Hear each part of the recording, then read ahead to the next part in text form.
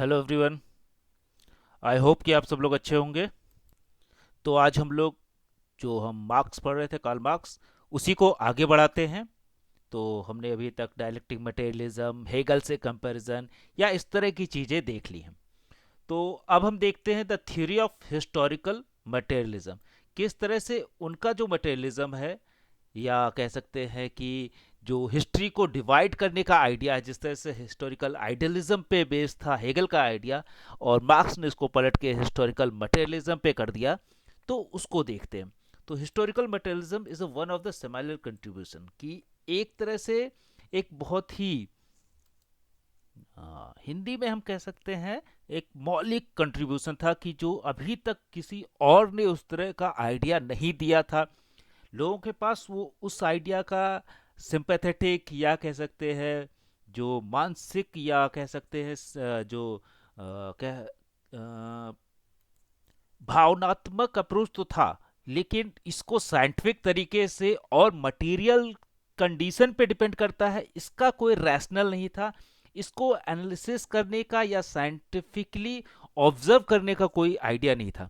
तो ये इसीलिए इनको सेमाइनल कंट्रीब्यूशन बोल रहा है कि एक मौलिक कंट्रीब्यूशन रहा हिस्ट्री को जज करने का, और साथ ही साथ जो तमाम सारी चीजें हो रही थी उसको जज करने का। तो angles in his book socialism, utopian and scientific, defines historical materialism. तो सोच अगर अब ये पूछा जाए कि एग्जैक्टली हिस्टोरिकल मटेरियलिज्म कहाँ पे डिफाइन होता है, तो उनकी बुक जो है सोशलिज्म, एंगल्स ने लिखी, यूटोपियन एंड साइंटिफिक। तो यूटोपियन भी है एक तरफ से सोशलिज्म, और साइंटिफिक भी है। तो ह्यूमन, अब ये ह्यूमन हिस्ट्री को बांट रहे हैं कि ह्यूमन हिस्ट्री का डेवलपमेंट हुआ कैसे। क्या ये बायोलॉजिकल प्रोसेस था, क्या ये फिलोसफिकल प्रोसेस था, स्पिरिचुअल प्रोसेस था, रिलीजियस प्रोसेस था, या इस तरह की कोई चीज। तो अलग अलग लोग अलग अलग तरीके से देख रहे हैं। लेकिन मार्क्स जो देख रहे हैं वो क्या है, मार्क्स उसको ह्यूमन हिस्ट्री को कह रहे हैं कि human history is economic development of society. क्योंकि पूरा जो आइडिया है मटेरियलिज्म पे है, और मटेरियलिज्म बेस्ड है इकोनॉमिक डेवलपमेंट पे। और वो अलग अलग फेजेस में कह रहे हैं कि जैसे जैसे इकोनॉमिक डेवलपमेंट होता है, वहीं से जो क्लास डिवीजन शुरू हो जाता है, दो क्लासेस बन जाती हैं, एक बुर्जुआ और प्रोलेटेरिएट क्लास। और अलग अलग समय में अलग अलग क्लासेस डेवलप होती हैं, उसी को पूरा हिस्ट्री में डिफाइन किया है। और हिस्ट्री को वो बांट देते हैं जो है कि कैटेगरी में, और उसको हम देखेंगे अभी। Human history depends on the modes of production. अब ये कह रहे हैं कि मोड्स ऑफ प्रोडक्शन जो है, उत्पादन के जो साधन है, वो उस पर डिपेंड करता है कि हाउ इट विल रन, कि what will the dynamics between the two classes, कि दो वर्गों के बीच का डायनेमिक्स क्या होगा, वो डिफाइन करता है कि मोड ऑफ प्रोडक्शन किसके पास कितना होगा। तो इसको समझने के लिए हम देख सकते हैं, नेक्स्ट स्लाइड देखते हैं। सो यहाँ पे देखते हैं स्टेजेस ऑफ ह्यूमन डेवलपमेंट की, कि ह्यूमन डेवलपमेंट क्या ऐसे ही था, या आज जिस तरह से हमको ह्यूमन सोसाइटी दिख रही है, या पॉलिटिक्स दिख रही है, या पूरा इकोनॉमिक सिस्टम या इकोनॉमिक मॉडल दिख रहा है, क्या वो हमेशा से ऐसा था या कुछ डिफरेंट था। उसी चीज को जज करने के लिए वो हिस्ट्री में जाते हैं, और हिस्ट्री में पता करते हैं। तो देखते हैं कि धीरे धीरे, क्योंकि जैसे हम पहले ही बता चुके हैं कि डार्विन के आइडिया से काफ़ी जो है प्रभावित रहते हैं, एवोल्यूशन की थ्योरी जो है कि ग्रेजुअली इवॉल्व होता है। तो ह्यूमन हिस्ट्री को भी ये सोच रहे हैं कि ये इवॉल्व हुआ है। और कह तो सबसे पहले क्या था, जैसे कि हम हॉब्स लॉ रूसो में देखते हैं, वो कहते हैं कि एक स्टेट ऑफ नेचर थी जिसमें सभी लोग अलग अलग, क्योंकि हॉब्स कहते हैं कि human was nasty, brutish, selfish, short. इसी तरह से लॉक का आइडिया था, रैशनल था। और इसी तरह से रूसो जो है वो कहते हैं कि वहां पे तो नोबल सेवेज था। But at the same time ये कहते हैं कि इनका आइडिया कह सकते हैं एक तरह से फिर से पॉजिटिव होगा, क्योंकि ये प्रिमिटिव कम्युनिज्म की बात करते हैं। अब वो प्रिमिटिव कम्युनिज्म क्या है, जब हम जंगलों में रहते थे, जब हमारे पास जो प्लेंटी ऑफ सोर्सेज थे, कि रिसोर्सेज जो थे इतने अधिक थे और हम उतना इस्तेमाल नहीं कर सकते, खाने की चीज़ें इतनी अधिक थी, या जानवर थे जिसको मार के खाते थे, या फल फूल जो, उसमें आपस में एक दूसरे से कंपटीशन नहीं था। जो जानवर थे सिर्फ उनसे कंपटीशन था कि उनको हम मार पाए कि नहीं। तो यहाँ पे पोजिशन नहीं होता था, क्योंकि आप खाने की कमी नहीं है तो आप कल के लिए कुछ भी नहीं रखते थे। No possession and no class division.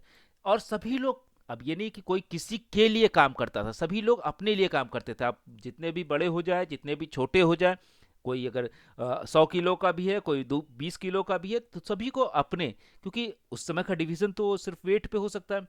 सभी लोग अपने अपने लिए करते थे। हाँ, मदर्स जो हैं बच्चों के लिए तो करती हैं, लेकिन उसके बाद वो बच्चे भी अपने लिए खुद करते थे।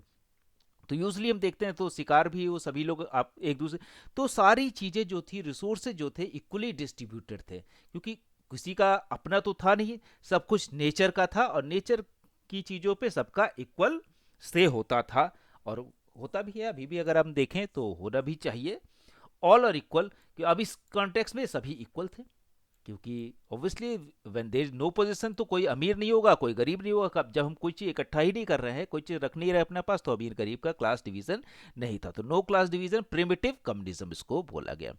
लेकिन धीरे धीरे जब हम सिविलाइज्ड होते हैं, जैसा रूसो ने भी बोला कि आयरन एंड कॉर्न की बात करते हैं, और ऑलमोस्ट आयरन कॉर्न से हम देखते हैं कि धीरे धीरे सिविलाइज्ड होते हैं, हम बाहर आ जाते हैं जंगलों से, गांव में रहते हैं, विलेजेस में रहते हैं।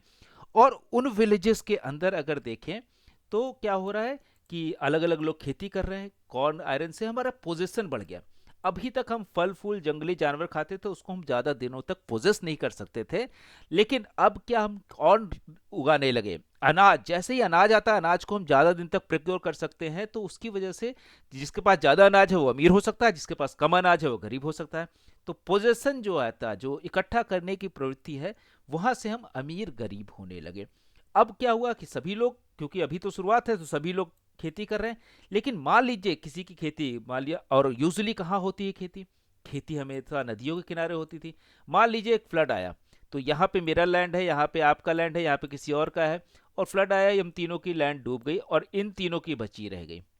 तो क्या होगा, अब हम लोग के पास तो खाने को कुछ और नहीं है, तो या तो हम जंगल में वापस जाएं, जैसा रूसो कहते हैं कि वापस गोइंग बैक टू द जो है फॉरेस्ट, ये होगा, या चार पैरों से, जिसको क्रिटिसिज्म में कहा गया चार पैरों से चलने लगे, वो हो जाए। लेकिन वो हो नहीं सकता, तो क्या हमने इनसे मांगना शुरू किया। लेकिन ये क्या बोलते हैं कि मांगने के बदले में इन्होंने मुझसे काम कराना, या हम लोगों से काम कराना शुरू किया। तो ये क्या हो गया, अब क्योंकि पहली बार काम करा रहे हैं, तो किसी को मालूम नहीं है नेचर क्या काम करवाया जाएगा, कैसे काम कराया जाएगा। आज की तरह नहीं है कि आप अकाउंटेंट का काम कर लेंगे, आप पत्थर तोड़ने का काम कर लेंगे, आप ये काम कर लेंगे, वो चीज़ें आइडिया नहीं था। तो क्या हुआ, स्लेव बना लिया। स्लेव क्या हो गया, स्लेव कुछ भी, जो भी काम इनका होगा आप करेंगे, तो वो उनके काम डिफाइन नहीं थे, और इनको माना जाता था, अब ये सब स्टैंडर्ड ह्यूमन भी माने जाने लगे। अब कुछ भी काम करा रहे हैं, चाहे वो गड्ढा खुदवाना हो, चाहे जो भी कराना हो, हर एक काम। तो आप लोगों ने कई फिल्में भी देखी होंगी स्लेव्स क्या क्या कराते हैं। तो स्लेवरी बहुत दिनों तक चली, कि जो लोग कई वजह से अपना खेती नहीं कर पा रहे हैं, वो क्या हो गए, इनके मास्टर के स्लेव। और ये देखिए, यहीं से क्लास डिवीजन शुरू हो गया, कि अभी तक यहाँ नो क्लास डिवीजन था, यहाँ से क्लास डिवीजन शुरू हो गया। मास्टर एंड स्लेव दो क्लास बन गई, मास्टर सुपीरियर क्लास होगी एंड स्लेव इंफीरियर क्लास हो गई। अब यहाँ से बहुत सालों तक चला, लेकिन स्लेव के साथ इनह्यूमन बिहेव होने लगा। और हमने देखा भी है, पढ़ा भी है, अगर आप देखें तो प्लेटो के समय भी, या एरिस्टोटल खुद कहते हैं कि slavery is not bad, but कि स्लेव के साथ इनह्यूमन बिहेवियर नहीं होना चाहिए था, और अपनी मृत्यु से पहले उन्होंने अपने स्लेव्स को फ्री भी कर दिया था।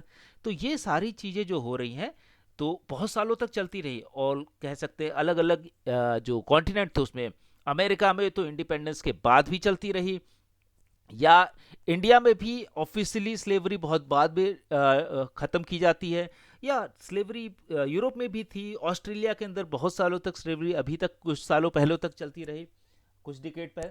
तो ये जो स्लेवरी थी, इसने क्या किया, लेकिन यूरोप के कॉन्टेक्स्ट में ज़्यादातर जो आइडिया है इनका यूरोप, तो यूरोप में स्लेवरी के अगेंस्ट में चीज़ें होने लगी, और स्लेव्स कई बार भाग जाते थे, कई बार मर्डर कर देते थे, कई बार वो खुद इतने परेशान हो जाते थे कि सुसाइड कर लेते थे। तो उसकी वजह से मास्टर्स को बहुत दिक्कत होती थी, कि सडनली आपने स्लेव, क्योंकि खरीदना बेचना भी होगा, अब आपके पास ज़्यादा स्लेव है तो आपने किसी और को बेच दिया, तो खरीदने बेचने से आप खरीद के लाए स्लेव, और वो परेशान होकर सुसाइड कर लेगा, तो आपका बड़ा नुकसान हुआ। अब क्या हुआ कि लोगों, जो मास्टर्स थे, उन्होंने सोचा, या कह सकते हैं कि ये भी रिवोल्ट कर रहे हैं, कई बार स्लेव का रिवोल्ट है, आपने देखा है कि जैसे मूवीज भी बनी है, उसमें से आप देख रहे हैं स्पार्टकस, स्पार्टकस भी एक स्लेव था, और वो रिवोल्ट कर देता है अपने मास्टर के अगेंस्ट में, और सारे स्लेव्स को यूनाइट कर लेता है, इस तरह के नाटक भी हैं। तो ये जो स्लेव हैं, ये क्या कर रहे हैं, ये अब यहाँ पे क्लास कॉन्फ्लिक्ट शुरू हो गया। तो क्लास कॉन्फ्लिक्ट का बीच का रास्ता निकालने के लिए मास्टर्स ने क्या किया कि स्लेव्स को कुछ फ्रीडम दे देते हैं। अब फ्रीडम देने का मतलब, अभी तक वो तो खेतों में काम कर रहे थे, सारी चीजें, अब क्या किया उन्होंने, खेतों के टुकड़े दे दिए स्लेव्स को। ये जो फार्म लैंड है, या कह दे कि अब आप इस पे खुद काम कीजिए, लेकिन कुछ हिस्सा हमारा होगा। कुछ का मतलब मोस्टली ज़्यादातर हिस्सा इनका होता था। अलग अलग जगह पे अलग अलग है, कहीं पे अगर आप इंडियन कॉन्टेक्स्ट में देखें या बाहर के, कई जगह 50% वो रख लेते हैं। तो अब इन्होंने, मान लीजिए एक मास्टर है, उसके पास बहुत ढेर सारी लैंड है, इन्होंने उसके पास 10 स्लेव है और 10 स्लेव को दे दिया उन्होंने लैंड का टुकड़ा। तो जितना भी कमाएंगे उसका 50% क्या हो जाएगा, ये मास्टर के पास चला जाएगा। तो ये इनके लिए खाने के लिए तो ठीक है, इस हो सकता है इतना खाना स्लेव के लिए खाने के लिए हो गया और फ्रीडम भी है, तो ये बेटर सोसाइटी हो जाएगी। और इसी को क्या आ गया, फ्यूडल सोसाइटी, सामंतवाद आ गया। तो सामंतवाद है, इसमें बैरन होंगे, फ्यूडल लॉर्ड होंगे और सर्फ होंगे। सर्फ मतलब जो कृषि मजदूर हो गए, तो वो क्या होंगे, सर्फडम, इसी को सर्फडम भी बोलते हैं कई बार। कि तो लैंडलॉर्ड के पास तो ज़्यादा पैसा आ जाएगा क्योंकि आधा सबका ले रखे हैं, और इनके पास सर्वाइवल होगा। और कई बार ये जो होता था कि इस फसल खराब हो गई, तो क्या होता था, फसल खराब होने की वजह से अब इनके पास अपने खाने का नहीं है 50%। लेकिन ये जो फ्यूडल लॉर्ड्स थे ये बर्बर होते थे, और हमने देखा भी, हमारे यहाँ भी बहुत सी मूवीज बनी है, और या हम जानते भी अपने गांव में किस तरह सामंत जो लोग होते थे, वो किसी भी कीमत पे अपना जो है मुनाफा कम नहीं करना चाहते थे या प्रॉफिट कम नहीं करना चाहते थे। तो वो इनको बहुत एक्सप्लॉइट करते थे, कि वो कहते थे किसी भी कीमत पे हमको चाहिए। ऑल दो थोड़ा स्लेव से तो ज़्यादा फ्रीडम है यहाँ पे, लेकिन फिर भी एक तरह से स्लेव ही बन गए, कृषि मजदूर। और कई बार इनकी लैंड ले लेते थे, मजदूरी कराते थे, स्लेव भी बना देते थे। तो ये ट्रांजिशन फेज भी था। कुछ लोग स्लेव की तरह काम करते थे कि तुमसे ये लैंड नहीं संभाली जा रही तो तुम पूरी तरह से स्लेव बन जाओ। तो ये फ्यूडलिज्म हुआ। और फ्यूडलिज्म में जो है सामंतवाद में बहुत सालों तक चलता रहा, अनटिल की इंडस्ट्रियलाइजेशन या साइंटिफिक डेवलपमेंट नहीं आ जाता। तो अकॉर्डिंग टू रूसो कि साइंस और आर्ट और जो डेवलपमेंट है, जो वो जो रैशनैलिटी का डेवलप है, उसने क्या किया, हमको और बांट दिया। तो अब क्या हुआ, ये दोनों ही बच जाएंगे। तो अब सर्फ कहने के लिए तो और फ्री हो गया, लेकिन वो रूसो के अकॉर्डिंग बच गया, लेकिन मार्क्स के अकॉर्डिंग ये भी। अब सर्फ क्या करते हैं, कई बार हमने इंडिया में भी देखा है, तेभागा मूवमेंट या मोपला मूवमेंट, इस तरह के या इंडिया का नक्सल वाली मूवमेंट भी यहीं से शुरू होता है, जो सामंतों के खिलाफ था। तो ये सारे जो मूवमेंट होते हैं यहाँ पे, कि हम इतनी मेहनत हम सारी कर रहे हैं, और जो फ्यूडल लॉर्ड्स थे वो कोई मेहनत नहीं कर रहे हैं, क्योंकि उनके पास तो 50% आ ही रहा है, और कई लोगों से 50% आ रहा है, तो उनके खाने का, क्योंकि खाने का तो एक ही लैंड से हो गया, और उनकी लग्जरी का भी पूरा इंतजाम रहता था।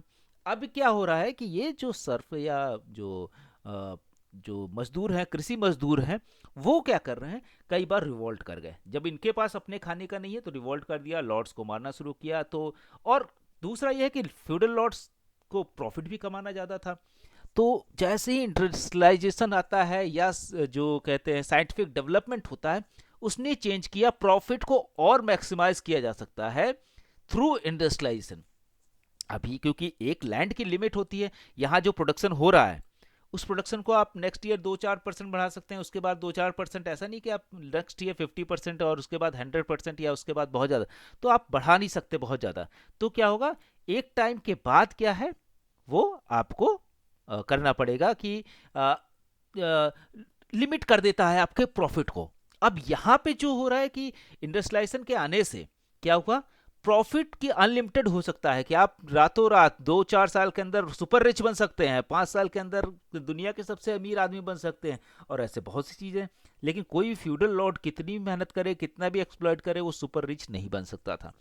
तो और उसी के साथ सर्फ्स के पास भी दिक्कत थी कि आप जिसके यहाँ काम करते वहीं करना पड़ेगा, क्योंकि आपने इसी लैंड पे अपना घर बना रखा है, आप छोड़ के भाग नहीं सकते। किसी और के यहाँ जाएंगे तो ये लॉर्ड आपको परेशान करेगा, तो आप पूरा घर छोड़ के लेके जाए वहाँ पे, और वो नहीं अगर आपको लेता है या आपको काम नहीं देता, तब क्या होगा। तो एक बहुत ही कह सकते हैं दयनीय स्थिति थी।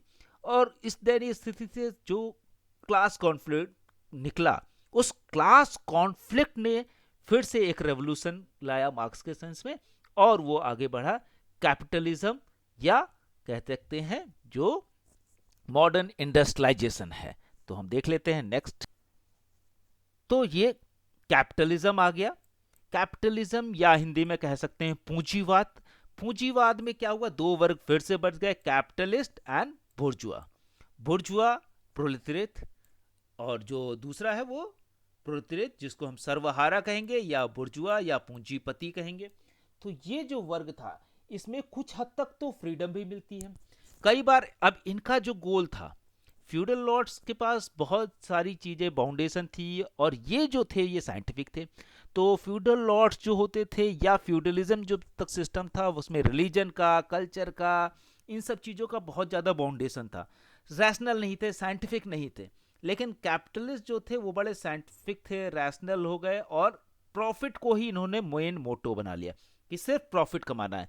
और किससे कैसे कमाना है उसमें रिलीजन भी पूरी तरह से जो है कहते हैं इंटरवीन नहीं कर सकता प्रॉफिट में।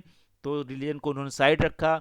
और अगर आप मैक्स वेबर पढ़ते हैं तो उन्होंने जैसे बुक लिखी है Protestant ethics and the rise of capitalism. तो प्रोटेस्टेंट एथिक्स जब आ गया जहां पे रिलीजन को साइडलाइन कर दिया गया, उसको पर्सनल स्पेस में डाल दिया गया और प्रॉफिट को ही बेसिक कोर मान लिया गया, तो यहां से कैपिटलिज्म फ्लरिश करना शुरू होता है। और साइंटिफिक डेवलपमेंट में इसको और हेल्प किया कि इंडस्ट्रियलाइजेशन तेजी से होने लगा, धीरे धीरे मशीन से ज़्यादा काम होने लगे और आदमी को भी मशीन की तरह यूज़ करने लगा। ऑल दो फ्यूडलिज्म से बेटर ऑप्शन था इनके पास, क्योंकि फ्यूडलिज्म में आपको मालूम नहीं था कि क्या होगा, आपको खाने को भी नहीं मिलता था और चॉइस भी नहीं थी, आप एक फ्यूडल लॉर्ड को छोड़ के दूसरे फ्यूडल लॉर्ड को नहीं पकड़ सकते थे। यहाँ पे थोड़ा सा चॉइस मिल गई जिसको हम लिबर्टी कहते हैं। लिबरलिज्म का शुरुआत हो गई लिबरलिज्म की, कि आपके पास चॉइस है कि आप इस फ्यूडल लॉर्ड या इस बुर्जुआ के पास काम करेंगे या उसके पास करेंगे। और अर्बनाइजेशन शुरू हो गया, क्योंकि ज़्यादातर इंडस्ट्रीज आपने देखी हैं कि अर्बन एरियाज में होती है, बहुत इंटीरियर एरिया में जो इंडस्ट्रीज नहीं होती। तो अर्बन एरियाज में रहने से एक ही जगह पे रहते हुए कई ऑप्शन मिल गए, ढेर सारी इंडस्ट्रीज जो इसकी पेरीफेरी पे आ गई। तो हम चाहे तो इसमें काम कर सकते हैं, चाहे तो इसमें, चाहे तो इसमें, जहां बेटर लग रहा है वहां पे। लेकिन हो क्या रहा है कि प्रोलेटरिएट जो है इसके पास चॉइस है तो उसको बेटर लगा, तो फ्यूडल जो जो कृषि मजदूर थे वो क्या हो गए, यहाँ पे मजदूर बनना ज़्यादा प्रेफर करने लगे, तो उनको लिए बेटर हो गई लाइफ। और आज के समय भी देख रहे हैं कि क्यों वो यूपी से, बिहार से या कहीं से भी भाग के जो महाराष्ट्र या पुणे जा रहे हैं, क्योंकि अपने गांव का जो सिस्टम वो बहुत फ्यूडल है और उनके पास फ्रीडम नहीं है। और तमाम सारा जो इंडियन कॉन्टेक्स्ट में देखे तो कास्ट सिस्टम ये सब भी प्रिवेल करता, और दुनिया के हर जगह पे इसी तरह का सिस्टम था कि बहुत ज़्यादा रिलीजियसली गाइड था या सोशली कल्चरली बहुत ज़्यादा गाइडेड था। तो इनके पास ऑप्शन मिला, जब अर्बनाइजेशन हुआ, अर्बन एरिया में रहते हुए चॉइसेस मिल गई। तो अब ये चॉइस है कि अगर ये मालिक अच्छा नहीं है तो इसके पास जा सकते हैं। लेकिन धीरे धीरे क्या हुआ, ये सारे मालिक एक ही जैसे हैं, क्योंकि इनका आइडिया क्या है, प्रॉफिट कमाना। तो प्रॉफिट कमाएंगे कैसे, कि अगर इनके पास 100 मजदूर है, अगर सिर्फ 100 मजदूर को 100 रुपए भी कम मजदूरी दें तो इनके पास 1000 रुपए हो गए। तो अगर 1000 रुपए कम मजदूरी देंगे तो इनके पास 1 लाख रुपए बच जाएगा। तो ये कोशिश करते हैं कि मजदूरी कम से कम दी जाए जिससे प्रॉफिट बढ़ जाए, क्योंकि जैसे ही आपने 100 रुपए भी ज़्यादा देना शुरू किया, जिसके पास जितने ज़्यादा मजदूर होंगे उतना प्रॉफिट कम हो जाएगा। तो ये प्रॉफिट जो कमा रहा है वो मजदूरों का ही शोषण करके कह सकते हैं कमा रहा है। अब इसको हम अलग से जब थ्योरी ऑफ प्लस वैल्यू समझेंगे कि किस तरह से मजदूरों का शोषण माना जा रहा है, क्यों ये नहीं माना जा रहा कि इसका राइट है अकॉर्डिंग टू मार्क्स। तो बोलते हैं फिर से कॉन्फ्लिक्ट शुरू हो जाएगा और ये कॉन्फ्लिक्ट लीड करेगा एक सोशलिस्ट रेवोल्यूशन की तरफ, जो जिसको हम कहेंगे प्रोलेटरिएट रेवोल्यूशन या सर्वहारा वर्ग की क्रांति। इस तरह के तमाम सारे नाम दिए जा सकते हैं। तो अलग अलग समय में अलग अलग लोगों ने इस क्रांति को करने की कोशिश भी की है, जिसमें सबसे पहले नाम आ जाता है लेनिन का। तो लेनिन आप सब जानते हैं कि लेनिन रसिया में रहते हैं और रसिया के अंदर उन्होंने सबसे पहले सर्वहारा क्रांति या प्रोलेटरिएट रेवोल्यूशन या सोशलिस्ट रेवोल्यूशन, और उसके कई नाम है, अक्टूबर रेवोल्यूशन, रशियन रेवोल्यूशन, ये सारे चीज़ें 1917 में की और काफ़ी दिनों से कर रहे थे। 1917 में सक्सेसफुल हो गए। तो फर्स्ट जो मार्क्सिस्ट प्रिंसिपल पे जो रेवोल्यूशन हुआ वो रसिया का, जो कह सकते हैं बोल्शेविक रेवोल्यूशन भी कहते हैं, क्योंकि उनकी पार्टी का नाम, लेनिन की पार्टी का नाम बोल्शेविक पार्टी थी, इसलिए बोल्शेविक रेवोल्यूशन भी कह सकते हैं, क्योंकि मेंशेविक से अलग होके इन्होंने बोल्शेविक जो बनाई थी पार्टी। तो अब ये देख रहे हैं कि ये रेवोल्यूशन इनका, यहाँ तक तो ये एज्यूम कर रहे हैं, क्योंकि मार्क्स जब तक थे तो ये कैपिटलिज्म और प्रोलेटरिएट तो आ चुका था। अब मार्क्स ने जो यहाँ तक की चीज़ें तो हिस्ट्री से निकाल ली कि हिस्ट्री में ऐसा ऐसा हुआ है और ये चल रहा है कंटेम्प्रेरी। और मार्क्स जैसा हमने बताया प्रैक्सिस में बिलीव करते थे, ऑल्दो हमने पहले भी बताया कि वो टर्म प्रैक्सिस ग्रामसी यूज़ करते हैं, लेकिन क्योंकि ये मार्क्स क्या कहते हैं कि खुद भी कोशिश करते हैं, अलग अलग पार्टी, कम्युनिस्ट पार्टी बनाते हैं, ट्रेड यूनियंस बनाते हैं, कम्युनिस्ट पार्टी तो नहीं ट्रेड यूनियंस बनाते हैं। कम्युनिस्ट पार्टी का जिक्र जो है वो मार्क्स की किसी भी बुक में नहीं है। तो वो कहते हैं कि जो लेबर है, प्रोलेटरिएट क्लास यूनाइट हो जाएगा और वो रेवोल्यूशन ला देगा। और बाद में कम्युनिस्ट पार्टी का जो जिक्र आता है वो आता है लेनिन की बुक्स में, और लेनिन जो है पार्टी का रोल बताते हैं। लेनिन जब पढ़ेंगे तो बताएंगे आपको। तो अब देखिए क्या होगा कि इनका एक्सप्लॉइटेशन होने लगा। अब ये भी देख रहे हैं कि एक तरफ जो ये रिच है वो रोज नया बढ़ता जा रहा है, और इनके जो इनको कुछ नहीं मिलता। ये बेसिक चीज़ें नहीं फुलफिल कर पा रहे, अपने बच्चों को पढ़ा नहीं पा रहे हैं, अपनी हेल्थ पे खर्च नहीं कर पा रहे हैं, अच्छे डिसेंट लाइफ जो है जिसमें घर हो सकता है एक डिसेंट, या अच्छे कपड़े पहनना या ठीक ठाक कपड़े पहनना, या एंटरटेनमेंट तो भूल ही जाइए, एंटरटेनमेंट को तो लग्जरी मान रहे हैं। तो बोले कि ये चीज़ें नहीं मिल रही थी। तो इससे क्या हुआ, और साथ ही साथ ये क्या हुआ, रोज एक ही तरह का काम करते करते और प्रॉफिट में कोई सेंस ना मिलना, या उसकी जो प्रोडक्ट है उसमें कोई एफिलिएशन ना फील करने से एलिनेशन भी हो गया, जो हमने पढ़ा एलिनेशन की थ्योरी। कि एलिनेशन होने से क्या हुआ, ये एक समय में वो रिवोल्ट कर जाएगा जब एक्सप्लॉइटेशन बढ़ जाएगा, क्योंकि हमेशा कोशिश क्या करेगा, कम से कम सैलरी देने की। तो एक समय में इनका जीना मुश्किल हो जाएगा और ये रिवोल्ट कर देंगे। और ऑलमोस्ट ऐसा हुआ रसिया के अंदर। तो वो प्रोडिक्शन था और वो प्रोडिक्शन ऑलमोस्ट सही हो गया। तो अब ये रेवोल्यूशन हो जाएगा, और रेवोल्यूशन से क्या होगा, स्टेट कंट्रोल हो जाएगा, और यहाँ से क्लास जो होगा वो खत्म हो जाएगा। क्लास को खत्म करने की कोशिश की जाएगी, जो सोशलिज्म है। तो यहाँ पे क्लास जो हो गया बुर्जुआ और प्लेटरेट, यहाँ पे अब सारी चीज़ें स्टेट कंट्रोल कर लेगी। अब क्या है, ये जिसको इनको हटा दिया, जो ओनर है उसको भी काम पे लगा दिया, कि उसको कोई मैनेजर बना दिया या कुछ। ये अब स्टेट जो होगा क्या करेगा, स्टेट की ये कंपनी होगी, तो स्टेट बहुत ज़्यादा प्रॉफिट पे फोकस नहीं करेगा कि मैक्सिमम प्रॉफिट ले ले, ये नहीं करेगा। स्टेट के लिए कह सकते हैं एक तरफ से वेलफेयर ऑफ ऑल जरूरी होगा।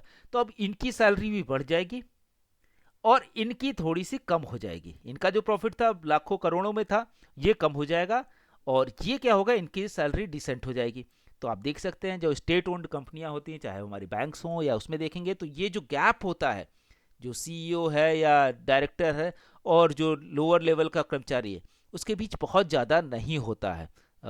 चाहे आप गवर्नमेंट किसी कंपनी को देख ले, ओएनजीसी देख ले, जबकि बहुत प्रॉफिट देती है, लेकिन उसका भी डायरेक्टर होगा, उसकी सैलरी मैक्सिमम 3-4 लाख रुपए होगी सारे इंसेंटिव्स मिला के, और नीचे। लेकिन उसी समय जो रिलायंस इंडस्ट्री है उसके जो सीईओ होते हैं, ओएनजीसी छोटी कंपनी है लेकिन उसके बहुत ज़्यादा प्रॉफिट होता है उनको, तो उनका जो मुकेश अंबानी है उनके पास बहुत ज़्यादा पैसा होगा, और उनके जो लेबर या नीचे के जो कर्मचारी हो गए उनकी सैलरी बहुत कम होती है। तो इसकी वजह से यही जो है, ये एक्सप्लॉइटेशन कम हो सकता है कि अगर स्टेट कंट्रोल हो जाए। तो स्टेट अगर आप देख सकते हैं जहाँ पे, इसीलिए हमारे देश में लोग सरकारी नौकरियों की तरफ ज़्यादा भागते हैं, क्योंकि वहाँ एक्सप्लॉइटेशन जो शोषण है वो बहुत कम होगा। ऑल दो दूसरे कंट्रीज में आप देखें तो वहाँ पे कैपिटलिज्म है, अमेरिका यूरोप में, लेकिन वहाँ पे मिनिमम वेज जो है वो काफ़ी ज़्यादा है, इतना एक्सप्लॉइट वहाँ पे नहीं कर सकते जितना एशियन कंट्रीज़ में या इंडिया जैसी कंट्रीज में कर सकते। तो बोले रेवोल्यूशन के बाद क्या होगा, स्टेट कंट्रोल कर लेगा। और स्टेट कंट्रोल में ये बहुत सी ढेर सारे जो लॉजिक लाते हैं कि स्टेट कंट्रोल कैसे होगा, इसमें डिक्टेटरशिप ऑफ प्रोलेटरिएट होगी। बोलते हैं कि ये जो स्टेट कंट्रोल होगा इसमें जो ये लोग हैं, जो रिच पीपल है, वो एक्सेप्ट नहीं करेंगे। तो वो क्या करेंगे, वो काउंटर रेवोल्यूशन करने की कोशिश करेंगे। अब ये काउंटर रेवोल्यूशन जो होगा वो क्या होगा, वो अलग अलग तरीके से, मार्क्स कहते हैं कि अलग अलग तरीके से हो सकता है। सिर्फ आर्म स्ट्रगल नहीं होगी, वो मीडिया के थ्रू हो सकता है, बुक्स के थ्रू हो सकता है, कल्चरल चीज़ों के थ्रू हो सकता है, रिलीजन के थ्रू हो सकता है। तो बोले ये तमाम सारी चीज़ें बोल के ये इस जो प्रोलेटरिएट क्लास है उसको भड़का सकते हैं अपनी ही गवर्नमेंट के अगेंस्ट में। तो इसलिए बोले कि जब तक पूरी तरह से कम्युनिज्म नहीं आ जाता तब तक इसको कंट्रोल करना है। जो लोग रेवोल्यूशन लाए हैं उनकी डिक्टेटरशिप होगी या प्रोलेटरिएट क्लास की डिक्टेटरशिप होगी। और जब तक ये चीज़ें, ये पूरी तरह से जो बुर्जुआ क्लास था वो पूरी तरह से खत्म नहीं हो जाता, या इनके ये आइडिया खत्म नहीं जाता कि ये सुपीरियर है, ज़्यादा पैसे कमाने के लिए बने हैं और ये लोग मेहनत करने के लिए बने, तो इसमें डिक्टेटरशिप ऑफ प्रोलेटरिएट होगी। और आज के समय भी जितने भी आप मार्क्सिस्ट कंट्री देखेंगे, तो वहाँ पे चाहे चाइना हो, चाहे पे नॉर्थ कोरिया हो या क्यूबा, वहाँ पे ये डिक्टेटरशिप प्रोलेटरिएट का कॉन्सेप्ट चलता है।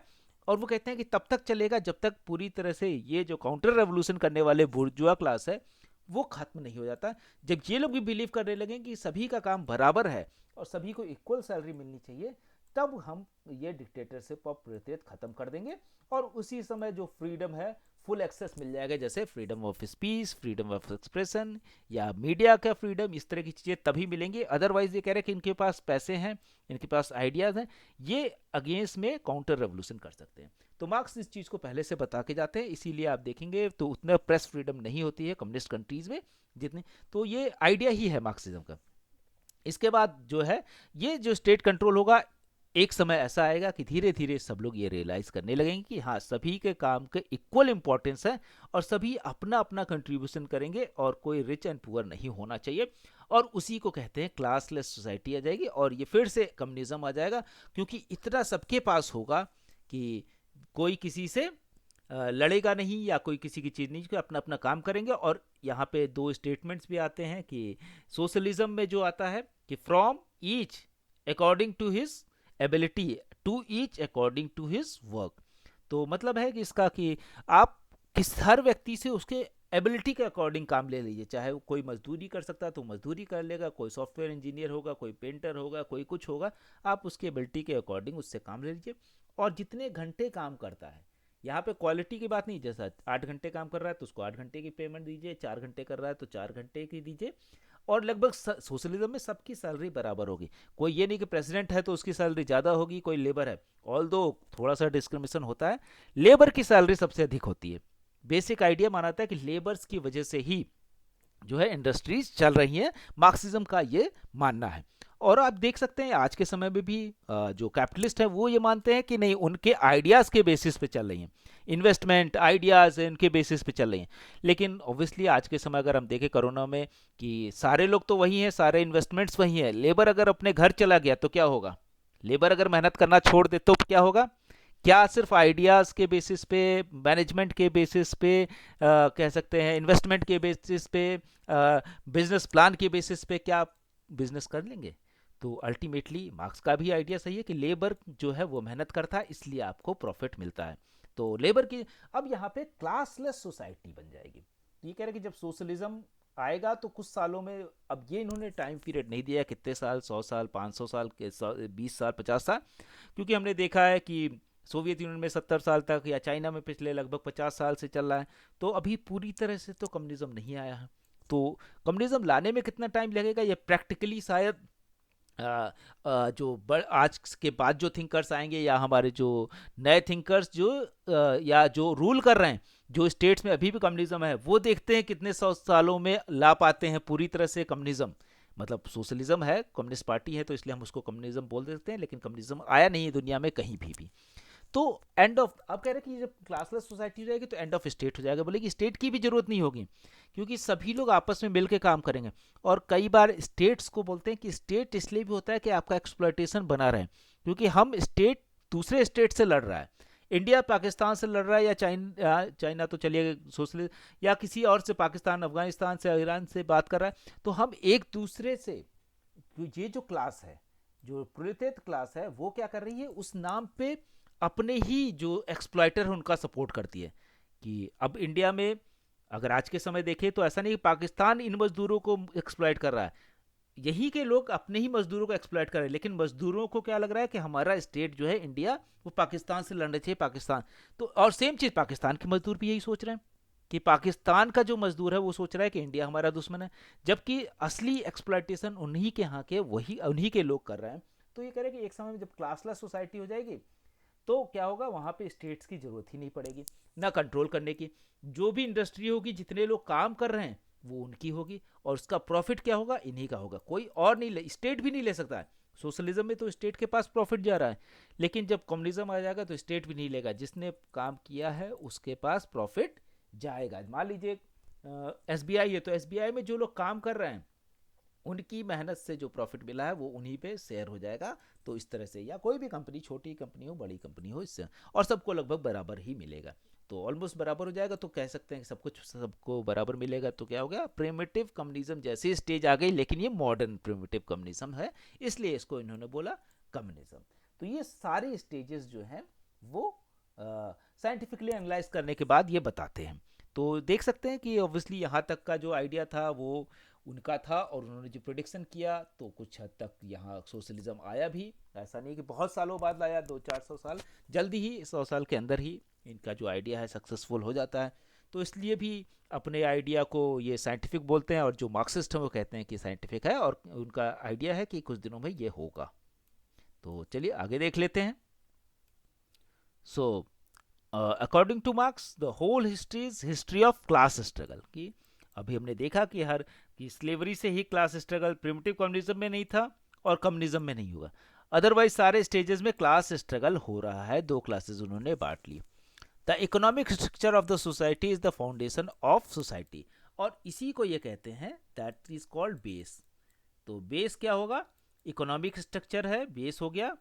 और ये कह सकते हैं कि रेस्ट ऑफ द थिंग्स जो हैं, जितने सोसाइटी, कल्चर, रिलीजन, या जो इक्वेशंस हैं हमारे इंस्टीट्यूशन, वो सारे सुपर स्ट्रक्चर हो गए। कह सकते हैं कि बेस और उसके ऊपर जो सुपर स्ट्रक्चर हो, तो सारी चीज़ों को मार्क्स के अकॉर्डिंग ये सुपर स्ट्रक्चर है और इकोनॉमी ही बेस्ड है।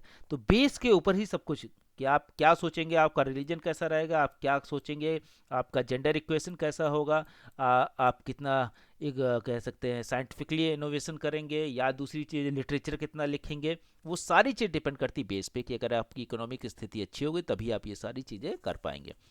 Marks also talked of the Asiatic mode of production.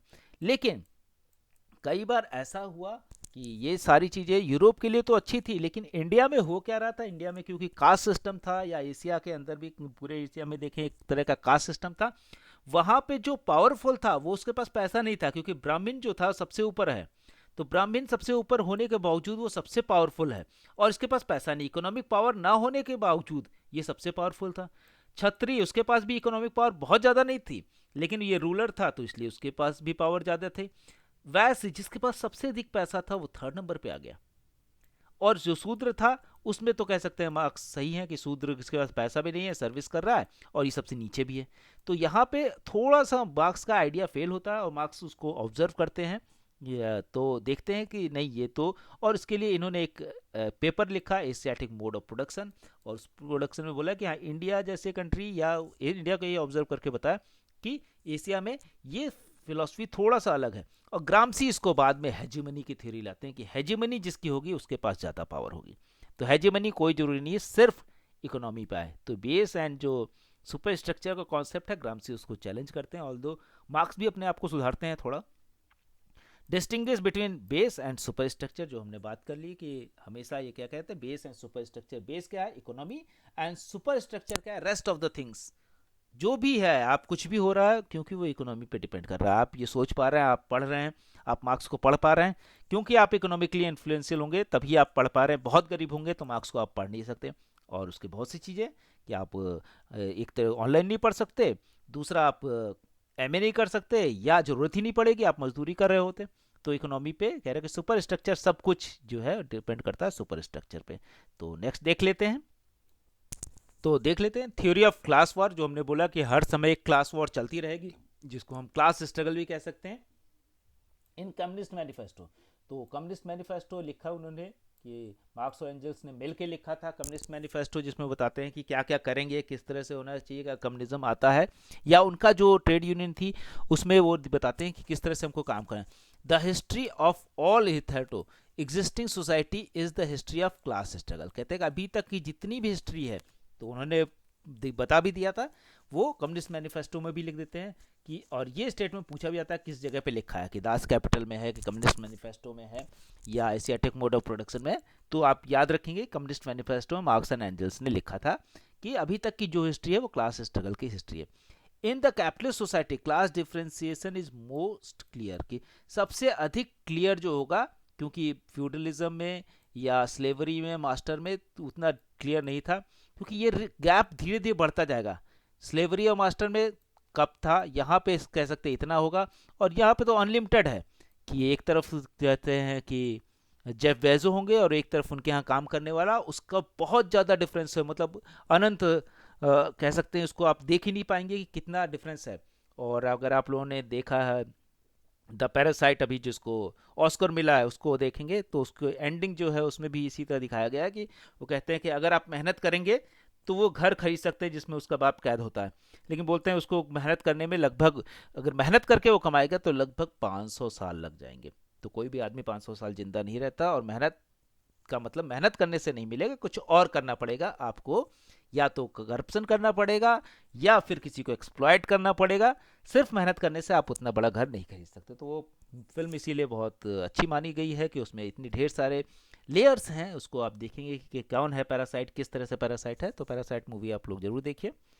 Okay, तो division of labour is the main source of historical emergence of classes and class antagonism. बोले कि division of labour जो है यही main source है historical emergence का, कि जो ज़्यादा मेहनत कर रहा है वो क्या हो रहा है, वो नीचे वाली क्लास में हो गया, और जो इनकी मेहनत को एक्सप्लॉइट कर रहा है वो ऊपर क्लास में हो गया। तो हर स्लेवरी मास्टर में देख सकते हैं कौन ऊपर है और कौन नीचे है। आसानी से आप पता सकते हैं कि जो लेबर ज़्यादा कर रहा होगा वो नीचे होगा, जो मेहनत ज़्यादा करेगा, और जो मेहनत कम करेगा ऊपर होगा। फ्यूडल लॉर्ड्स में भी, फ्यूडलिज्म में भी आप देख सकते हैं फ्यूडल लॉर्ड्स ज़्यादा मेहनत कर रहे हैं कि जो सर्फ है, तो सर्फ ज़्यादा मेहनत कर रहे हैं तो वो नीचे है। कैपिटलिज्म में भी आप देख सकते हैं जो प्रोलेटेरिएट है वो ज़्यादा मेहनत कर रहा है, बुर्जुआ क्लास कम मेहनत कर रहा है। तो बोले कि हमेशा क्या हो रहा है, और यही क्लास एंटागोनिज्म पैदा करेगा। कम मेहनत करने वाला ज़्यादा लग्जरी में रहेगा, ज़्यादा मेहनत करने वाला कम लग्जरी में रहेगा। इसी की वजह से क्लास वर्ग संघर्ष होता है और क्लास एंटागोनिज्म होता है, और होगा, इनके अकॉर्डिंग होगा, क्योंकि ये साइंटिफिक है। चलिए नेक्स्ट देख लेते हैं। तो देखते हैं थ्योरी ऑफ सरप्लस वैल्यू। तो सरप्लस वैल्यू की जो थ्योरी है ये बहुत इंपॉर्टेंट है, क्योंकि इसी से सारा जो आइडिया निकल पाता है। क्यों वो कह रहे हैं कि एक्सप्लॉयटेशन है, क्यों ये सिस्टम ही नहीं है, ये क्यों उन्हीं को ब्लेम नहीं कर रहे हैं कि प्रोलेटेरिएट मेहनत नहीं कर पा रहा है इसलिए ऊपर नहीं बढ़ पा रहा है। तो ये उसको एक्सप्लेन करने के लिए थ्योरी ऑफ सरप्लस वैल्यू लाते हैं। The surplus theory is discussed in the capital. अब ये कहाँ पे है, फिर से हमने बताया कि इसको कैपिटल, द कैपिटल, या जर्मन में है दास कैपिटल, हिंदी में कह सकते हैं, इंग्लिश में द कैपिटल, जो पूंजी, और हिंदी में पूंजी के नाम से है। तो it is rooted in the labour theory value propounded bye Ricardo and classical economics. तो क्लासिकल इकोनॉमी रिकार्डो जो थे उन्होंने भी बोला कि होता क्या है कि जब आप या लॉक के समय से ही जो लिबरलिज्म की शुरुआत है उसमें कह रहे हैं कि मेहनत जो करेगा, लॉक क्या कह रहा है कि अगर मान लीजिए हमने इस जमीन के जंगल को साफ किया तो ये जमीन किसकी हो गई, मेरी हो गई। तो ये जमीन तो मेरी हो गई। अब लेकिन ये हो क्या रहा है कि जो मेहनत करेगा वो सामान उसका हो जाएगा। लेकिन धीरे धीरे रिकॉर्डो आते हैं कि नहीं, किसी और से मेहनत कर सकते हैं और उससे प्रॉफिट कमा सकते हैं। मान लीजिए मैंने कोई चेयर बनाई, मैं जंगल से कुछ लकड़ियां लाए, उससे एक चेयर बनाई थी, तो चेयर किसकी हो गई, वो मेरी हो गई। अब ये मेरी हो गई चेयर, तो मैं इसको जितने में बेचूंगा, क्यों, और उसको बेचने में हम कुछ प्रॉफिट लेंगे क्योंकि मैंने दिन भर मेहनत की है। तो मैं सोचूंगा 500 रुपये मिल जाए, तो मैंने 500, फ्री की लकड़ी थी, या हमने 100 रुपये की लकड़ी लाई तो 600 रुपये में बेच दी। तो 600 रुपये में बेची तो 500 रुपये तो प्रॉफिट हो गया। तो मैंने दिन भर की अपनी मेहनत को आंक लिया कि ये 500 रुपये होते हैं। लेकिन धीरे धीरे क्या हुआ कि कुछ लोगों के पास, फ्यूडल लॉर्ड्स जो थे उनके पास ज़्यादा रिसोर्सेज हो गए, जंगल भी उन्हीं के हो गए, खेत भी उन्हीं के हो गए, तो आपको लकड़ी फ्री में नहीं मिल रही है। अब आपके पास मेहनत तो है, अब ये लकड़ी देने वाला क्या हो गया, वही फ्यूडल लॉर्ड अब इंडस्ट्रियलिस्ट बन गया। अब ये लकड़ी आपको दे रहा है। लकड़ी देने के बाद ये निगोशिएट कर रहा है कि अगर ये सोच रहा है कि लकड़ी देने के बाद इसको हम 700 में बेचेंगे तब तो मुझे 100 का फायदा होगा, और इसको क्या मिल जाएगा, 500 का फायदा मिल जाएगा। तो ये सोचता है कि नहीं, इसको कम से कम कर लो, अगर 700 में बेचेंगे तो लोग कम खरीदेंगे, इससे अच्छा है इसको 500 में ही बेचते हैं और इससे निगोशिएट कर लेते हैं लेबर से। तो लेबर को क्या बोला कि 200 देंगे, और 100 रुपए की तो लकड़ी हो गई, तो 300 रुपए को उसका इन्वेस्टमेंट हो गया, और क्या हुआ, 500 बेचने पे 200 रुपए इसको मिल गए। अब ऐसी लकड़ी इसके पास ढेर सारी पड़ी, क्योंकि इसी के पास जंगल है, तो इसने ढेर सारे लेबर को दे दिए और उनसे पे, और सभी से 200 रुपए ये प्रॉफिट कमा रहा। लेकिन धीरे धीरे इसकी ग्रीड बढ़ेगी, और जो रिकॉर्डो का आइडिया था कि रिकॉर्डो बोला है कि ये इसको इन्वेस्ट करेगा, और ये surplus theory according to Ricardo ये सरप्लस सही है, क्योंकि ये वही उसने लकड़ी दी है इसलिए वो पैसा ले सकता है। मार्क्स कहते हैं कि नहीं, ये लकड़ी पे इसने पहले से ही कब्जा कर रखा था, इसलिए इसके पास फ्री की लकड़ी नहीं थी, नहीं तो यही सबसे पावरफुल हो जाता। अब क्या हो रहा है कि अब ये धीरे धीरे 200 की जगह 100 पे, किसी नए आदमी से कहेगा 100 में काम करोगे, अब उस 100 में क्या करे, 400 अपना प्रॉफिट ले लिया रहा है, या 300 उसका प्रॉफिट हो गया, 100 रुपए की मान लीजिए लकड़ी है, तो ये प्रॉफिट अपना बढ़ाता जाएगा। और क्या हो रहा है, सारा प्रॉफिट इसके, इस आदमी के पास जाएगा जिसके पास पहले से लकड़ी थी, फ्यूडल लॉर्ड जो पहले से था, और जो लेबर है वो कम होता जाएगा, और क्योंकि लेबर के नंबर्स बहुत ज़्यादा हैं तो कोई 100 में कोई 50 में भी काम करने को तैयार हो जाएगा, और इस तरह से ये धीरे धीरे एक्सप्लॉइट होता जाएगा। और इसी को बोला, ये सरप्लस जो है वही प्रॉफिट है। और ये सरप्लस आ कहाँ से रहा है, बोला कि ये लेबर का एक्सप्लॉयटेशन है, एक्चुअली ये लेबर को ही मिल जाना चाहिए था जो प्रॉफिट है, इसमें से कुछ पैसा जितनी मेहनत आपने की है, तो आपने मान लीजिए सारा दिमाग लगाया तो आपको 100 रुपये मिल जाने चाहिए थे या 200 मिल जाने चाहिए, लेकिन धीरे धीरे आप इसको कम करते जा रहे हैं, यहाँ से आप निकालते जा रहे हैं। तो ये जो प्रॉफिट है वो ही सरप्लस है, और इसी सरप्लस के वजह से जो रिच है वो और रिच होता जाएगा, और उसी जो सरप्लस का एक्सप्लॉयटेशन है, उसके लेबर का जो एक्सप्लॉयटेशन है वो क्या होगा, वो गरीब को और गरीब करता जाएगा, क्योंकि अब उसके पास चांस नहीं, क्योंकि गरीब है तो सेविंग नहीं है। अब ये अगला मान लीजिए यहाँ पे काम नहीं करता, तो यहाँ तो 200 मिल रहे थे, अगले जगह जाता है तो 100 रुपये में भी काम करना पड़ेगा, क्योंकि खाने को नहीं होगा, बहुत ज़्यादा सेविंग तो होगी नहीं। जैसे आज के समय कंडीशन में देख सकते हैं मजदूरों के, अभी कोई 50 रुपये में काम कर रहा है तो कर लेगा, क्योंकि खाने को ही नहीं। तो एक्सप्लॉयटेशन है, क्योंकि उसके काम की कीमत तो 600 700 जो भी मिनिमम वेज रखे गए हैं 500 वो है ना, लेकिन उससे कम में भी काम करने को तैयार है, इसका मतलब एक्सप्लॉयटेशन है। अभी कहने के लिए उसको फोर्स नहीं किया, स्लेव की तरह मारा नहीं जा रहा है, लेकिन ऐसे सिचुएशन ही बना दी जाती है जिसमें आप करने के लिए तैयार हो जाते हैं। और सिर्फ ये मजदूरों के लिए नहीं है, हर चीज़ में, चाहे टीचर हो, चाहे कोई भी सब जो क्लर्क हो या स्वीपर हो, या कोई भी आदमी इस तरह से काम करने के लिए अगर प्राइवेट कंपनीज में जाते हैं तो वहाँ पे होता ही एक्सप्लॉयटेशन, और उसी की वजह से प्राइवेट कंपनीज के प्रॉफिट ज़्यादा होते हैं, और गवर्नमेंट कंपनीज के प्रॉफिट उतने नहीं होते हैं, क्योंकि उनको इक्वली, ऑलमोस्ट इक्वली डिस्ट्रीब्यूट करना पड़ता है, नीचे के लोगों को भी ठीक ठाक जो सैलरी देनी पड़ती है। तो labour spent labour in the production of commodity is the sole criteria for determining its value. तो जो लेबर किया गया है वही है किसी भी चीज़ का। अपने मान लीजिए पानी है नदी में, तो नदी में पानी का कोई अपनी कीमत नहीं है, अगर हम उसको भर के लाते हैं और किसी को 10 रुपए में बेच देते हैं एक बकेट, तो ये पानी की कीमत नहीं है, ये हमारे लेबर की कीमत है। तो क्योंकि पानी की अपने आप में कोई कीमत नहीं, पानी तो नेचर का है, नेचर की कीमत, नेचर को हम पे कर नहीं रहे हैं, हम तो सिर्फ इस आदमी को कर रहे हैं। लेकिन अब क्या हो रहा है, ये बकेट लेबर जो ला रहा है उसको ना दे के, कोई एक आदमी है जो बकेट बना रहा है, उसने बोला कि हम बकेट देंगे, उसमें से 2 रुपए तुमको देंगे, 8 रुपए अपने पास रख लेंगे। और यह से ही कहते हैं कि एक्सप्लॉयटेशन शुरू हो जाता है। ये आदमी कुछ नहीं कर रहा है, इसने बकेट बनाया, बकेट दे दिया सबको, और पानी ला के बेच रहा है। तो अल्टीमेटली पानी, बकेट बनाने में जो मेहनत हुई वो तो हुई, लेकिन उसके बाद जो पानी जो है नेचुरल रिसोर्सेज को ही हम ही को दे के, और किसी और से मेहनत करा के, खुद नहीं किसी और से मेहनत करके जो एक्सप्लॉयटेशन है, तो उस प्रॉफिट को ही एक्सप्लॉयटेशन कह सकते हैं, उसी को मार्क्स कहते हैं सरप्लस वैल्यू है। इस सरप्लस वैल्यू की वजह से ही रिच एंड पुअर का गैप लगातार बढ़ता जाएगा, और एक टाइम पे इतना अधिक हो जाएगा कि रेवोल्यूशन हो जाएगा मार्क्स के according. It will also depend on the use value of the community, कि इसको कहते हैं कि यूज वैल्यू कितनी है उसके ऊपर भी डिपेंड करता है। तो आगे देख लेते हैं। अभी कह रहे हैं the capitalist by the labour power, जो हम बात कर चुके हैं कि लेबर पावर को खरीद लेता है। The difference between the exchange value of the commodity and the wages paid to the worker by the capitalist in producing that commodity is surplus value. कि जो आपने एक्सचेंज वैल्यू कमोडिटी की है और वर्कर को जो पे किया है, तो वर्कर को तो आपने 100 रुपए ही दिए, और सामान कितने बेच दिया, 1000 में, और प्रोडक्शन कितने का था, 100 रुपए आपने लगाए थे, तो लागत, तो जो डिफरेंस है कि 200 रुपए तो लागत हो गई और 800 रुपए में फायदा जो हुआ, बोले यही सरप्लस वैल्यू है, जिसमें आपने बहुत ज़्यादा कुछ मेहनत नहीं की, मेहनत इस आदमी ने की थी, और इसको कम से कम 400 रुपये मिलना चाहिए था, और 400 आपका प्रॉफिट होना चाहिए था। लेकिन क्या हुआ कि आप जो रिच है उसने एक्सप्लॉइट कर दिया, आधा आधा ना बांट के इसको बहुत कम में मिनिमाइज कर दिया और अपने प्रॉफिट को बढ़ा दिया, इसी को सरप्लस वैल्यू कह रहे हैं। The value of commodity depends on the capital involve in the its production. तो इस पे भी वैल्यू भी इस पे भी डिपेंड करती है कि 100 रुपये तो किया गया, 100 रुपये तो इन्वेस्ट किया ही गया, तो 100 रुपये तो है ही, लेकिन रेस्ट जो 900 रुपये एक्स्ट्रा लिए गए हैं उसमें से 450 शायद इसके होते हैं और 450 इनके होते हैं, लेकिन इन्होंने क्या किया, इसको 100 ही रुपए दिए और अपने पास बाकी रेस्ट ऑफ द 800 रख दिए। Two parts, constant capital and variable capital, इसको बांट देते हैं कि एक तो कांस्टेंट कैपिटल है जो ये है, और जो लगेगा लागत है, और वेरिएबल कैपिटल जो इसको हम कम ज़्यादा कर सकते हैं, लेबर को आप जब, क्योंकि लेबर की अपनी कोई मालूम नहीं है ना कि आज के समय 500 रुपये मिनिमम वेज है, कल 1000 हो जाएगी, तो ये वेरिएबल हो जाएगा।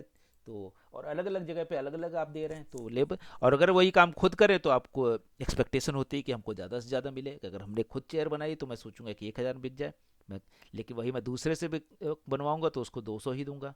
तो अपनी लेबर की वैल्यू हम ज़्यादा रखते हैं। इसी से परेशान होके जो लेबर होगा क्या करेगा, रेवोल्यूशन। तो हम देख लेते हैं नेक्स्ट जो थ्योरी ऑफ रेवोल्यूशन है वो। तो देखते हैं theory of revolution. According to Marx the capitalist mode of production emerge from the womb of feudal order, जो हम पहले बता चुके फ्यूडल ऑर्डर से, in the same way as feudal mode of production emerge from the womb of slave society. तो slave society, slavery, जो slaves का exploit करके आप फ्यूडल लॉर्ड बन गए, और फ्यूडल लॉर्ड से फिर इंडस्ट्रियलिस्ट कौन बनेगा, जिनके पास पहले से जमीन है। तो ये बहुत क्लियर है कि उसी से बन रहा है। Likewise socialism will emerge from the womb of बुर्जुआ society itself, कि आप बोल रहे हैं कि बुर्जुआ सोसाइटी के एक्सप्लॉइटेशन से ही अपने आप ही निकलेगा। और बोलते हैं कि हर जो सिस्टम होता है वो अपनी कब्र खुद खोदता है, कहते हैं कि इसलिए वो कहते हैं कि अब इससे ढेर सारे लेबर बन जाएंगे और लेबर के अंदर एलिनेशन का और ये रेवोल्यूशन लाएंगे। Marx assert that bourgeois relation of production are last antagonism, sorry यहाँ पे एंटेगोनिज्म होगा कि इसके बाद एंटेगोनिज्म खत्म हो जाएगा, स्टेट का कंट्रोल हो जाएगा, मतलब सभी का, पब्लिक का कंट्रोल होगा रिसोर्सेज पे, मोड ऑफ प्रोडक्शन पे।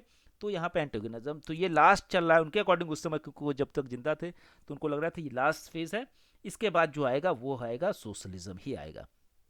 तो ऑब्वियसली अगर देखें कि जहाँ भी रेवोल्यूशन हो रहे हैं वो एक तरह से सोशलिस्ट रेवोल्यूशन, ऑल दो अभी बहुत ज़्यादा रेवोल्यूशंस नहीं हुए हैं। सोवियत यूनियन देख लें, अगर हम चाइना, क्यूबा या नॉर्थ कोरिया, इस तरह के कुछ कंट्रीज में ही हुए हैं। तो मोस्ट प्रोबेबली हो सकता है आने वाले दिनों में कहीं और भी रेवोल्यूशन हो जाए। तो आगे देखते हैं। So the previous historical movements revolutions were movements of minorities in the interest of minorities, कि इससे पहले के जो रेवोल्यूशन थे वो क्या हो रहे थे, जैसे जो मास्टर्स थे उन्होंने ही रेवोल्यूशन एक तरह से ला दिया। क्यों कि मास्टर्स जो रेवोल्यूशन ला रहे हैं वो फ्यूडलिज्म की तरफ गए, तो बेटर तो सिस्टम था लेकिन अपने प्रॉफिट के लिए। और फ्यूडल जो इंडस्ट्रियलाइजेशन की तरफ गए वो भी अपने प्रॉफिट को बढ़ाने के लिए। तो कह रहे कि माइनॉरिटीज के द्वारा जो रेवोल्यूशन था, मूवमेंट था, वो माइनॉरिटीज द्वारा लेड। लेकिन जो प्रोलेटेरियन रेवोल्यूशन होगा वो क्या होगा, will be different from them, उससे अलग होगा, क्योंकि यह मेजॉरिटी के थ्रू होगा। मेजॉरिटी क्या है, लेबर है, गरीब है, वो करेगी रेवोल्यूशन, इसलिए अलग तरह का रेवोल्यूशन होगा। और वो सभी को रेवोल्यूशन ही दे रहे हैं, कोई भी चेंजेस हो रहे हैं। In the communist manifesto Marx and Engels declare that purpose of revolution can only be achieved by the forcible overthrow of the whole capitalist order। बोले कि रेवोल्यूशन का जो पर्पस होगा वो फोर्सफुली जो है ओवरथ्रो कर देगा। क्योंकि ये नहीं कह रहे कि अपने आप ये जो कैपिटलिस्ट बुर्जुआ सोसाइटी के लोग हैं वो अपने आप इसको सुधारेंगे, ऐसा नहीं होगा। फोर्सफुली लेबर्स को सुधारना पड़ेगा, कब्जा करना पड़ेगा, जो है वो रेवोल्यूशन होगा।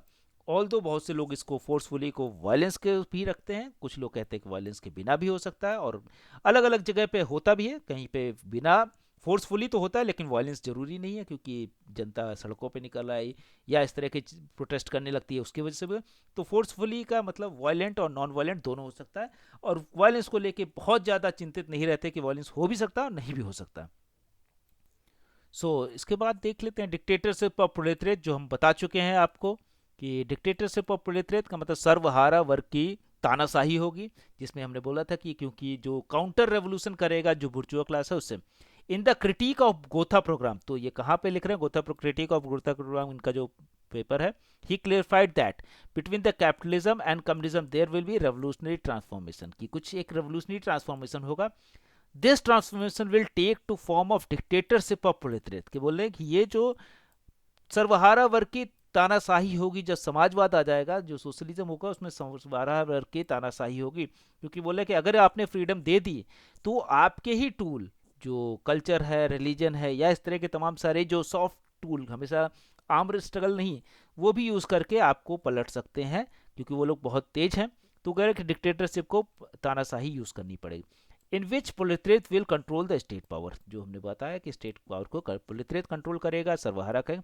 सच dictatorship is necessary to destroy the whole capitalist social and political order, कि पॉलिटिकल ऑर्डर जो है और सोशल ऑर्डर जो है उसको, अब सोशल ऑर्डर को क्यों चेंज करना चाहते हैं, चाहे उसमें अगर हम जेंडर को कॉन्टेक्स्ट में देख लें कि कि कई बार अलग अलग तरीके से लोग, जो एक्सप्लॉयटेशन शुरू हुआ उसको भी हम थोड़ा सा देखेंगे जब फेमिनिज्म पढ़ेंगे, तो उसमें मार्क्सिस्ट फेमिनिज्म में बताएंगे किस तरह से इन्हीं स्टेजेस में एक्सप्लॉयटेशन ऑफ वुमेन शुरू हो गया। जैसे ही स्लेवरी आती है वहां से वुमेन का एक्सप्लॉयटेशन शुरू हो गया, क्योंकि उनको स्लेव मिल गए काम करने के लिए। तो आप जो फीमेल थी वो घरों में रहने लगी, और मोड ऑफ प्रोडक्शन में इनका रोल कम हो गया, और वहीं से फ्यूडलिज्म में और कम हो गया। तो यहाँ से क्या कह सकते हैं, जेंडर जो है इनइक्वालिटी शुरू हो गई। इससे पहले जेंडर इक्वालिटी थी। तो मार्क्सिज्म के थ्रू हम जेंडर के रोल को भी समझ सकते हैं। अब इसके बाद देख लेते हैं विजन ऑफ कम्युनिस्ट सोसाइटी की, इनका आइडिया क्या था कम्युनिस्ट सोसाइटी के बारे में।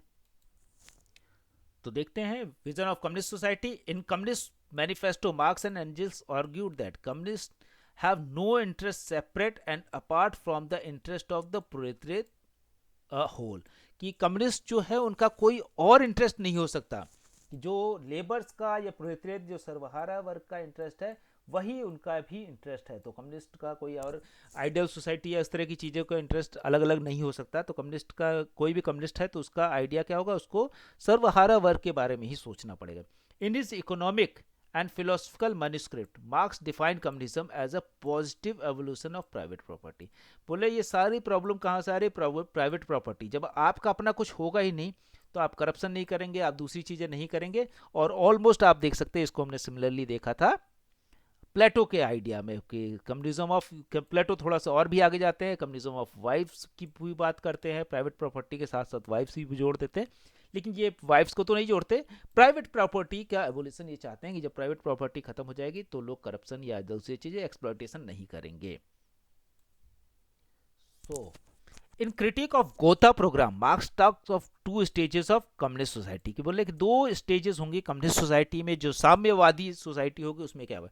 फर्स्ट जो होगा socialisation of means of production, कि जितने भी उत्पादन के साधन है, जितनी भी फैक्ट्रियां हैं, जितने भी चीज़ें हैं, बैंक्स हैं, या जो भी चीज़ें बन रही, रेलवे हो गया, बसेस हो गई, ये सब क्या होगा, वो सोशलाइजेशन प्रोसेस शुरू हो जाएगा। उसका मतलब लो जनता का हक उस पर हो जाएगा, सरकार का हक मतलब जनता का हक, सरकारें तो बदल जाती हैं सर। तो second, end of man's domination by the objective forces, की जो मैन का जो डोमिनेशन है ऑब्जेक्टिव फोर्सेस पे वो खत्म हो जाएगा। It will be a classless stateless society. अब क्या होगा कि एक ऐसी सोसाइटी बनेगी जहां कोई वर्ग ही नहीं, क्योंकि जो अमीर या गरीब रहेगा ही नहीं, सभी की बराबर सैलरी होगी ऑलमोस्ट। और स्टेटलेस भी, क्योंकि सभी लोग जब बराबर होंगे तो हमको किसी दूसरे देश से भी लड़ने की जरूरत नहीं होगी। वहां के मजदूर भी यहाँ के मजदूर, या दुनिया के सारे मजदूर, या दो सारे लोग एक जैसे होंगे। तो उनके लिए स्टेट बॉर्डर्स की अलग अलग जरूरत नहीं होगी, आपस में एक दूसरे से लड़ने की जरूरत नहीं पड़ेगी। इन कम्युनिज्म ऐसा होगा।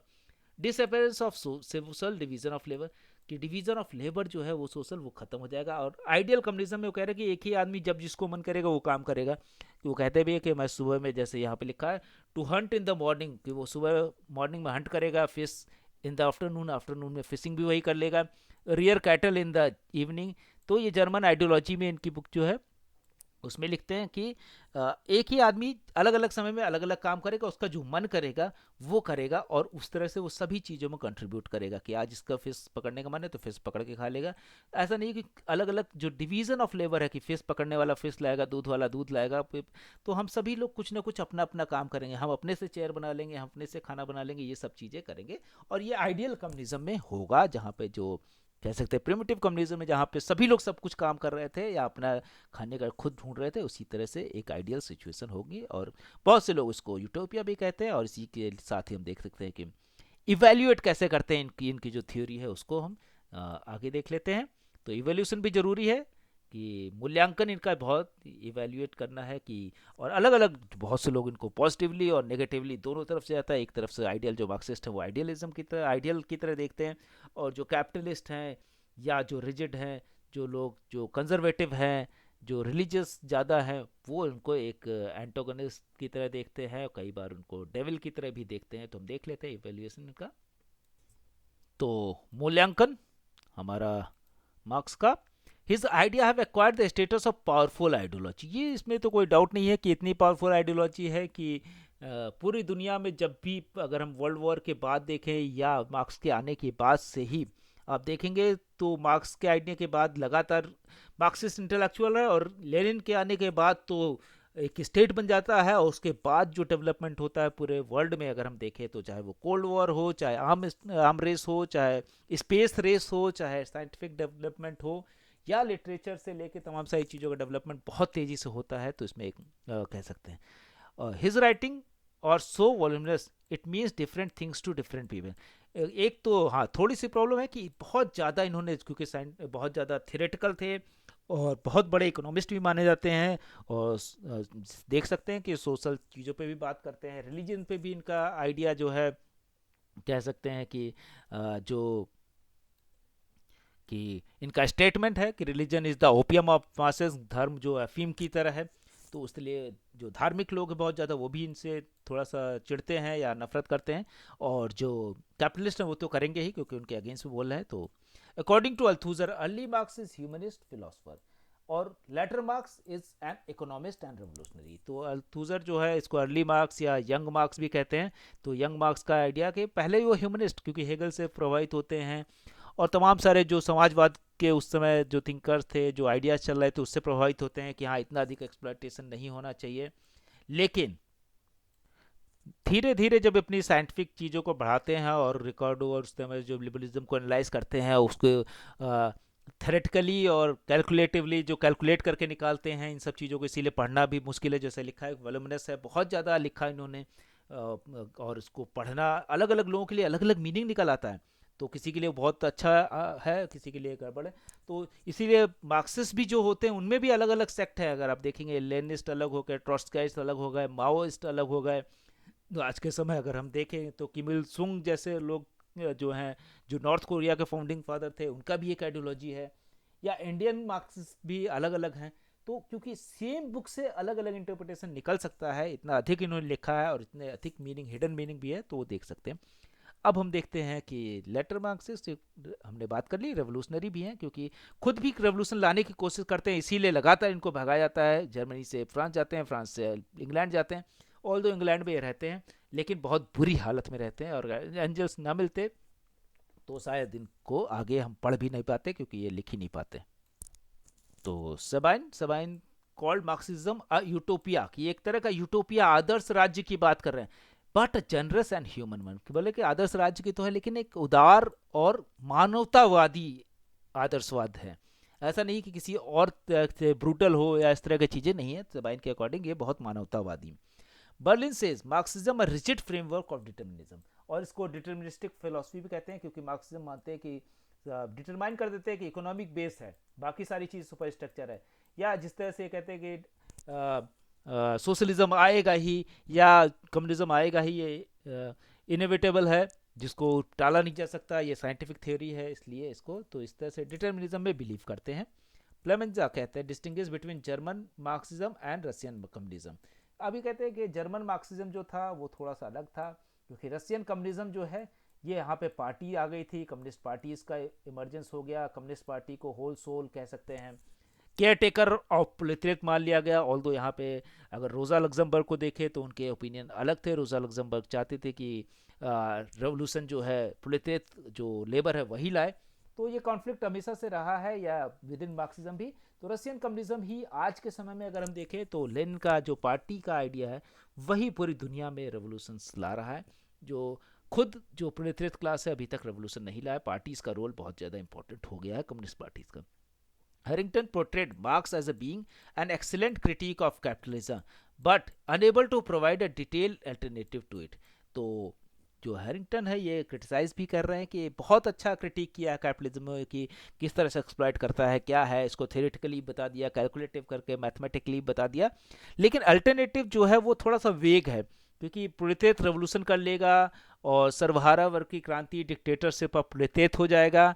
लेकिन ये किस तरह से मॉनिटर करेगा वो उन्होंने एग्जैक्टली नहीं बताया। इसीलिए अलग अलग कंट्रीज में अलग अलग, अगर आप सोवियत यूनियन का जो मॉडल देखें कम्युनिज्म का या सोशलिज्म का, वो अलग है माओ के आइडिया से। या नॉर्थ कोरिया में वो बिल्कुल अलग है। ये किम जोंग उन आज के समय देख लें, उनका वर्किंग स्टाइल, शी जिनपिंग का वर्किंग स्टाइल, या क्यूबा के अंदर फिदल कास्ट्रो का वर्किंग स्टाइल अलग अलग था, क्योंकि बहुत ज़्यादा वेगनेस के साथ छोड़ दिया। प्रोलेटेरिएट क्लास डिक्टेटरशिप प्रोलेटेरिएट बता दिया।